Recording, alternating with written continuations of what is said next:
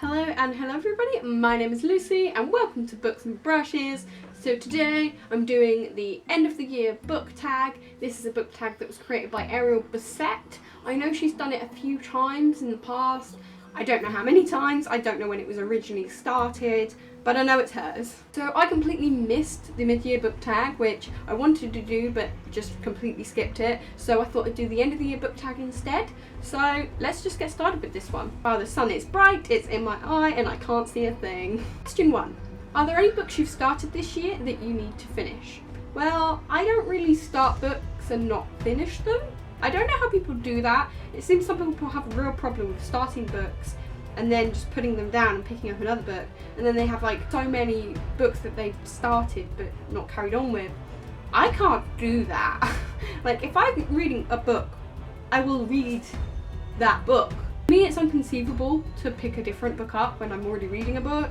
Unless I've got like a physical book and an audio book and a Kindle book on the go, I'm just reading the book I'm reading. The answer to that question is a solid no. Sorry. Question 2. Do you have any autumnal books to transition you into the end of the year?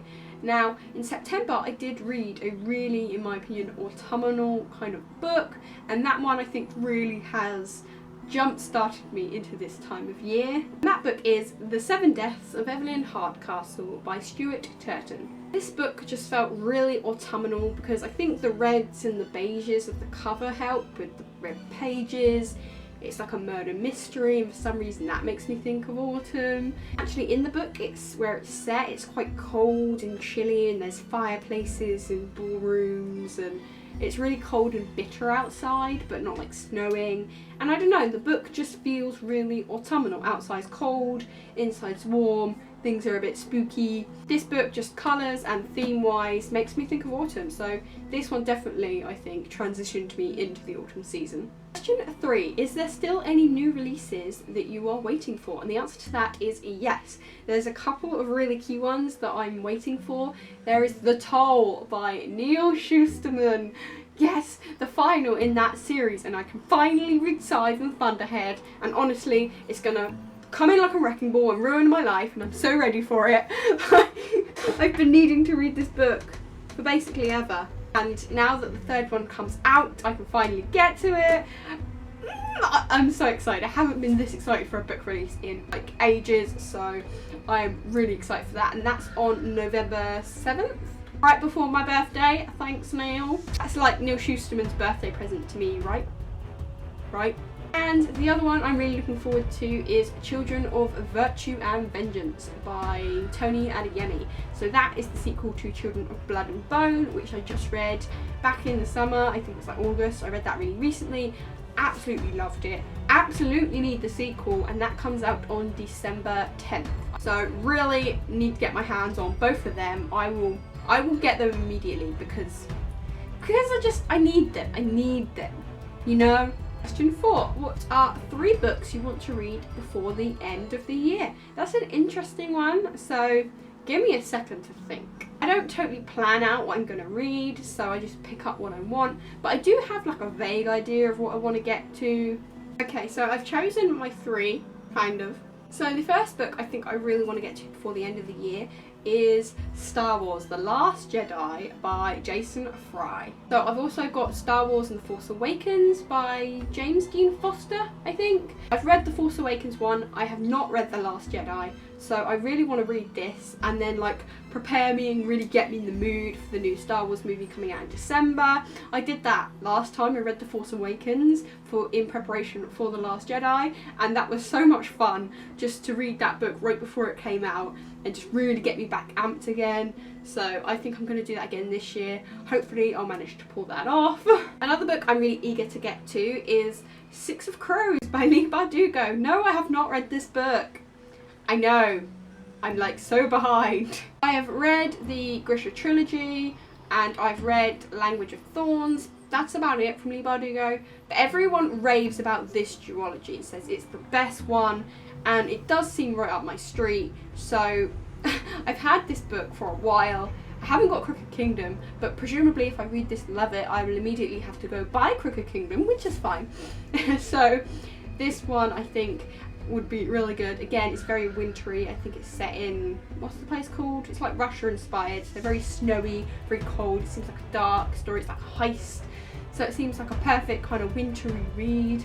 So yeah, I think this one would be a good one to get to and finally check this off the list. And the third one I want to read is more of an idea rather than a specific book, and that is any Neil Shusterman book.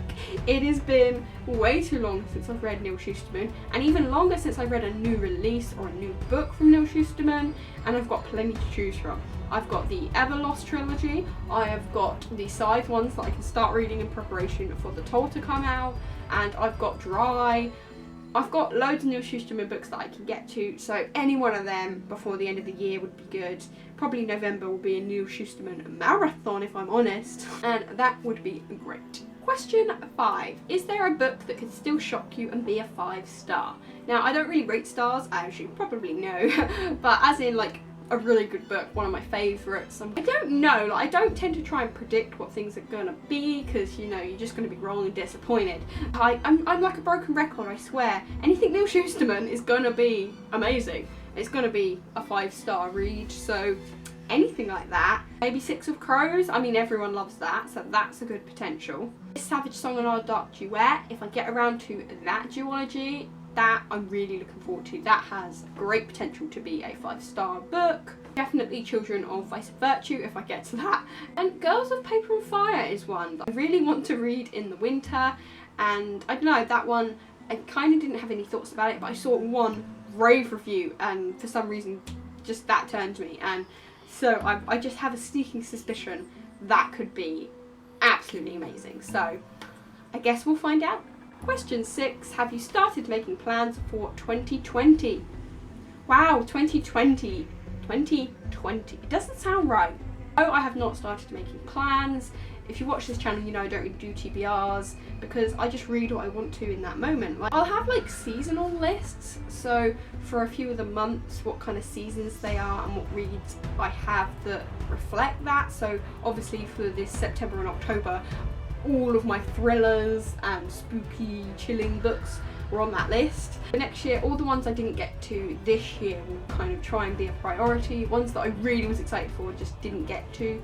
But I haven't really made any specific plans, and if I do, that'll probably happen in December or January when I start making any plans. Not that I really do, but you never know, maybe this year will be different. It is 2020 after all. And that is the end of the year book tag. I had fun making this. I just really wanted to do this tag to get my brain in order about the end of the year. I don't really have a Goodreads goal, but last year I think I read 53 books. Right now I'm on 40. Can I read another 13 books before the end of the year?